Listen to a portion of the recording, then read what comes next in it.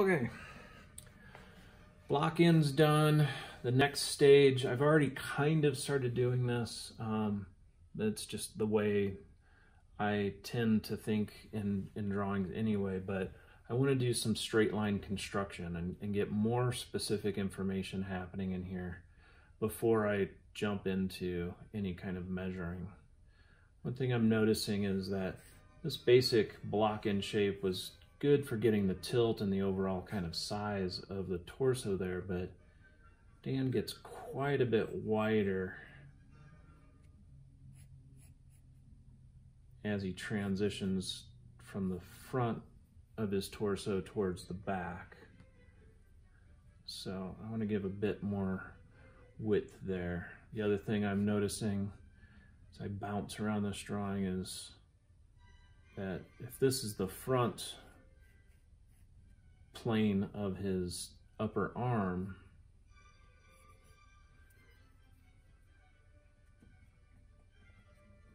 see how easy that erases? Light touch. If this is the upper plane of his arm, I can also see some of the triceps muscle pushing out from back here. And it ends up going in front of this meat of his back that's coming through here. So I'm really gonna look at that intersection, try to indicate it, again, all with just straight lines. See, while I'm over here, let's take a look at this. Outside of his arm is actually fairly flat. And then as it runs into the deltoid, the shoulder muscle,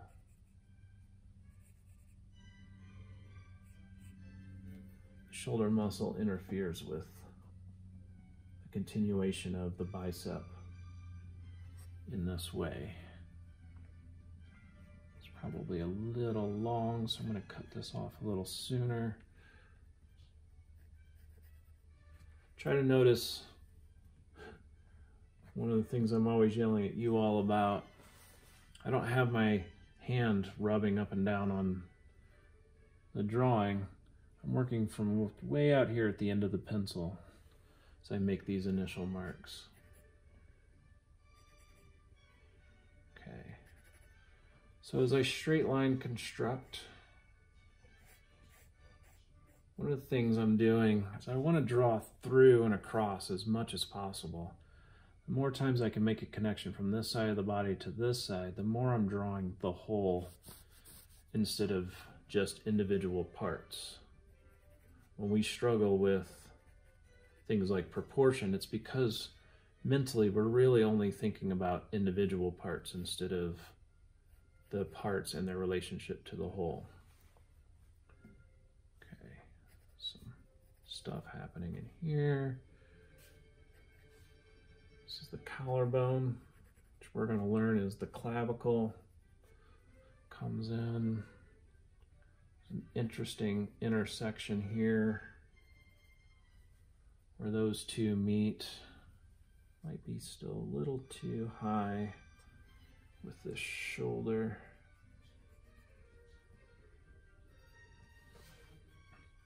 Okay. So up gradient. The trapezoid muscle from the back that runs into the neck. A lot of things intersecting all in this one space. So I want to pay some attention to that. Dan's got this nice angular thing happening.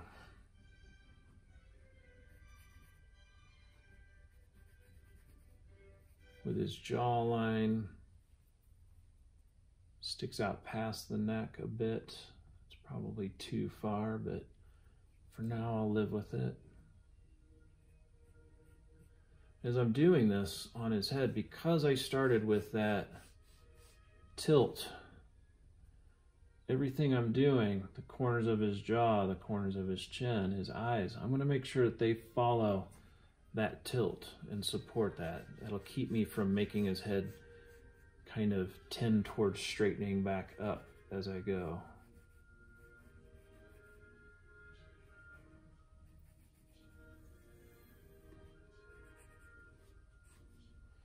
I don't want to get too detailed in here. Just a couple indications of where things might end up. Little earsies. You can call them whatever you want. So I'm going away from that egg shape and getting a little more specific, but again, really not trying to draw his portrait at this point. And why would I? If I started doing that already, I may find in 10 minutes that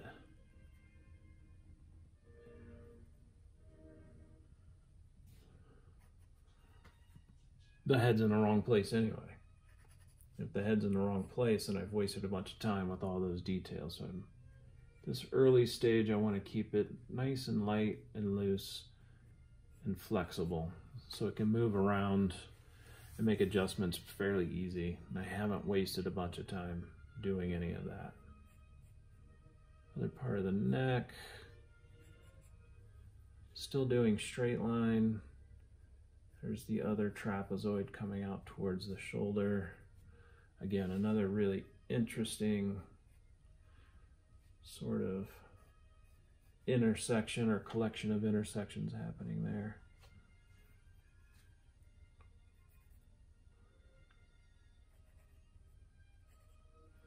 Am I trying to be accurate? Yeah, for sure. I want to get this as close as I can, but I know that I've probably done some things inaccurately already. But I want to get as much visual information on the page at this stage as I can, because when I start my sighting and measuring, it's going to make a lot more sense to be able to compare things as I go. All right, there's this little dip coming down. The bicep comes across, maybe it, just noticing that his bicep actually runs into his wrist, so this stuff may have to move up even higher. So I can make that relationship definitely happen. Okay. Forearm comes down, and then the meat of the forearm back here comes up and away from that. Little bumpy bumps of his elbowy stuff. You run into the chair.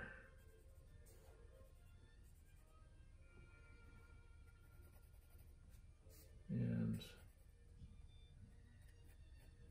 I have to move all of this over a bit.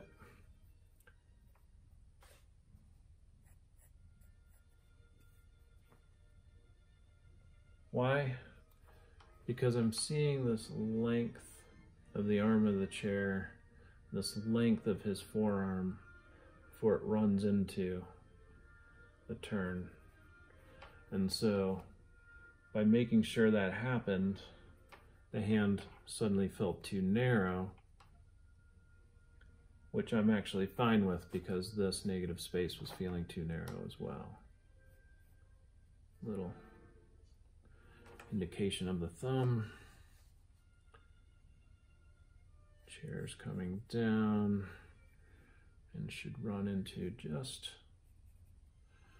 in front of that big toe. And I'm not going to start drawing individual toes, but I do usually like to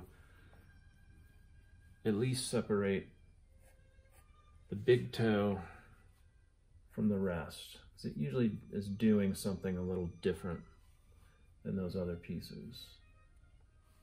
What I'm seeing here isn't his ankle, I'm noticing now. I mean, isn't his heel, it's his ankle.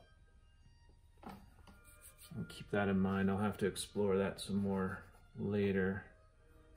Okay, making some lines that go all the way across the foot.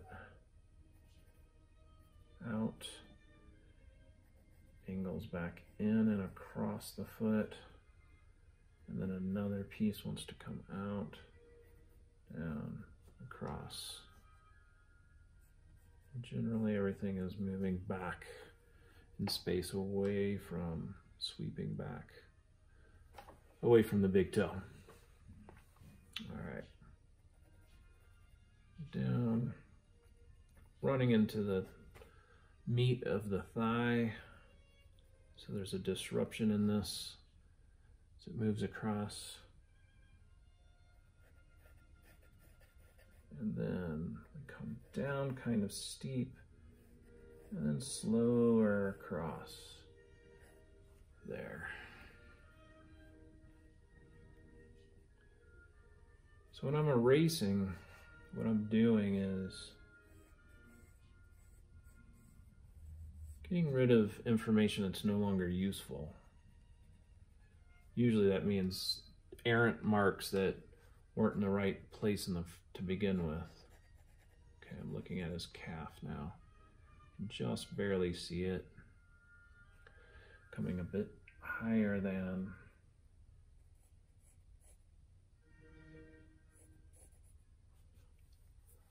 Others in a general downward angle towards the ankle. And then the sweep of all of this coming down, heading up. There's a bit of a notch right there. And then the next piece comes up. It's an apex, comes down and runs into his forearm. A little bit further. This is almost a vertical. And then we want to come down and sweep back across, down and over.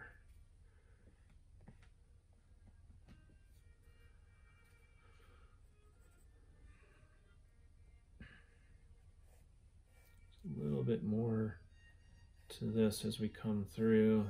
The meat of the calf hanging down, gravity's pulling on that.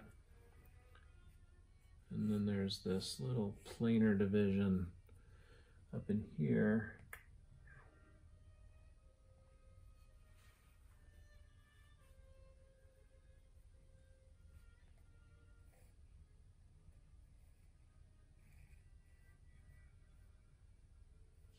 Separates those pieces. Now I'm noticing as my eye wanders that this cut of his calf on the other side really wants to lead my eye across. There's almost a triangle wanting to form here. That's something I can look at in more detail later, but for now I do want to have that information in here. Okay. Bulk of muscle and right in here, comes over, goes up and over the knee, the top piece of his leg. It has a top plane here and a side plane here. There's a shadow back here, and then the rest of his leg meat. I don't know if that's the best way to describe it. Coming away somewhere over there.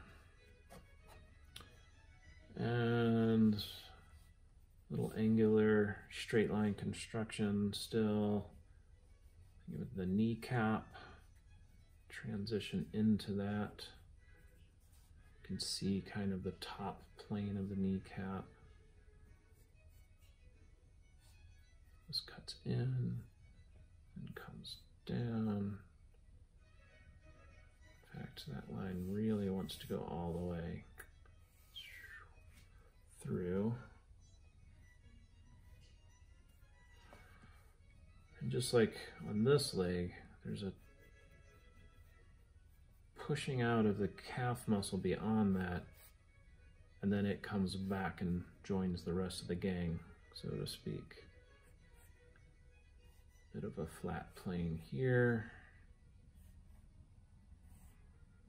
Kind of wants to come up and at some point attach to the bottom point of the kneecap there. We can kind of see the side planes of that kneecap a little bit. wouldn't hurt to have some of that information included.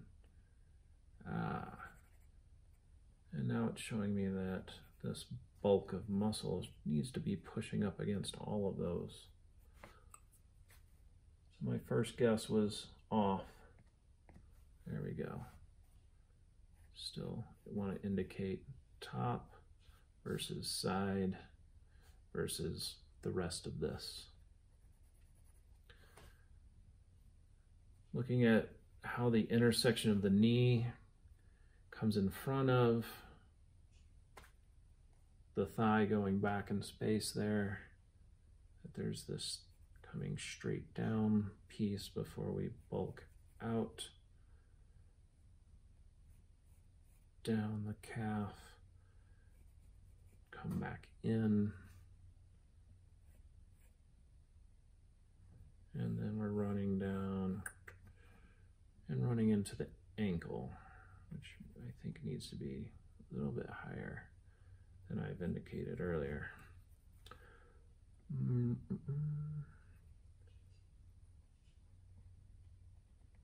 There, clean that up so you can see a little better the construction that's happening in there.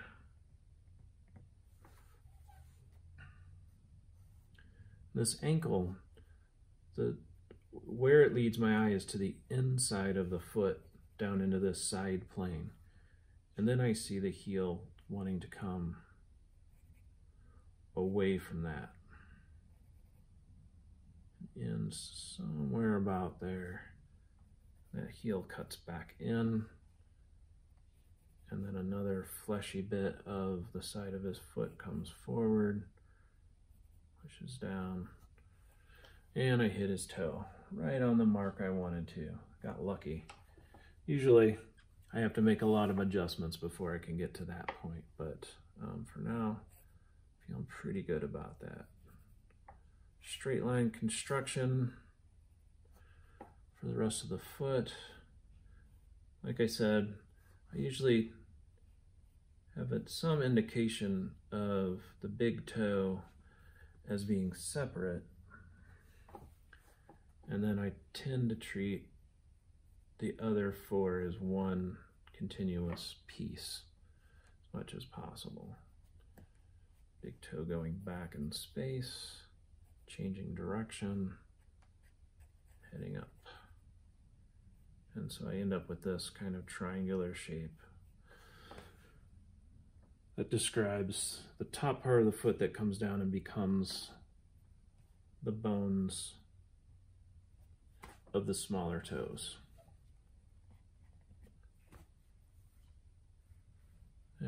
Let's see, where haven't I been?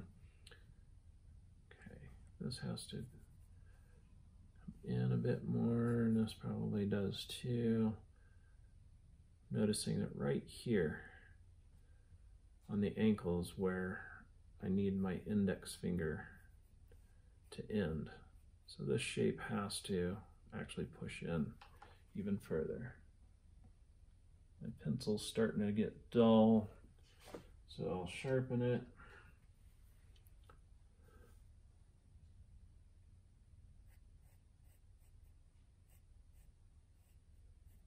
I can tell already that when I move into my measuring part of this drawing,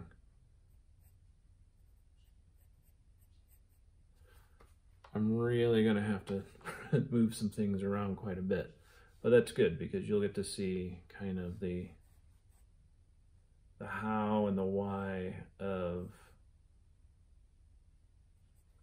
making all those adjustments and changes. So just like the foot, I tend to keep the fingers as one group. At least that's always my hope.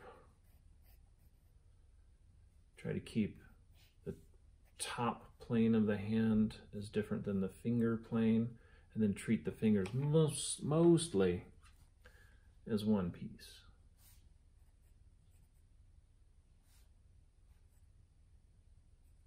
All the way down and touch the foot. That definitely feels wonky to me, but for now, it's okay. Pay a little attention to the side. This may interact a little bit higher.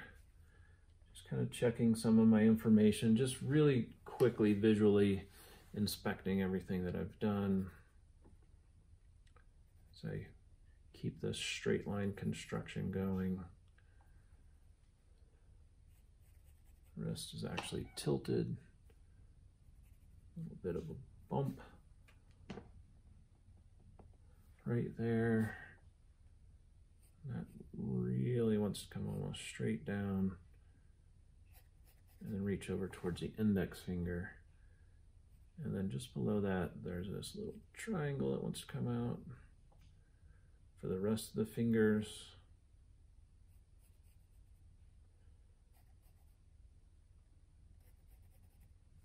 and they come over and join up with the index finger, and somewhere along here, the thumb,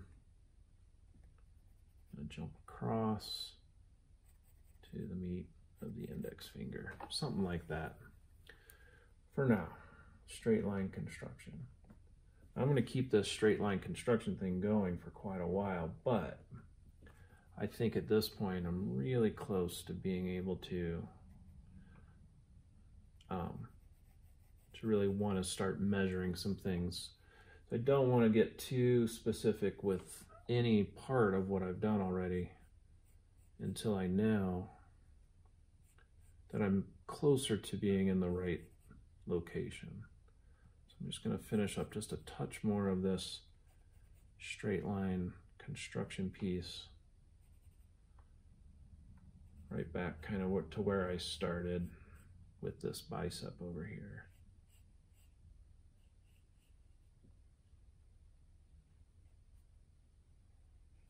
And yeah. And of course, can't forget that he's sitting on something. So I want to be constructing that as well. The big difference between the straight line construction and the blocking in is the blocking in is a very generalized sense of forms and shapes, whereas the straight line construction, you're getting more and more specific about how things run into each other. That's the goal.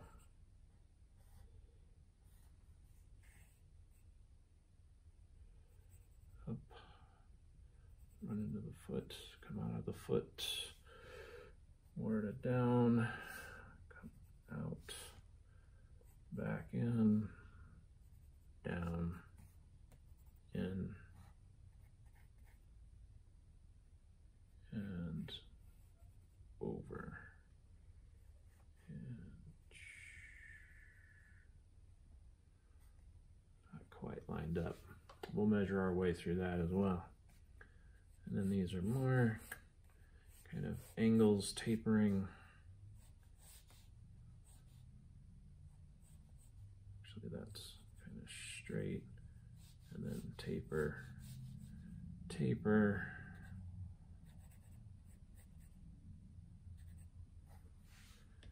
And there's this thicker piece that jumps across, and then the legs back here kind of do their thing. This one comes out of this leg right about where those intersect, goes this way, changes direction, goes down.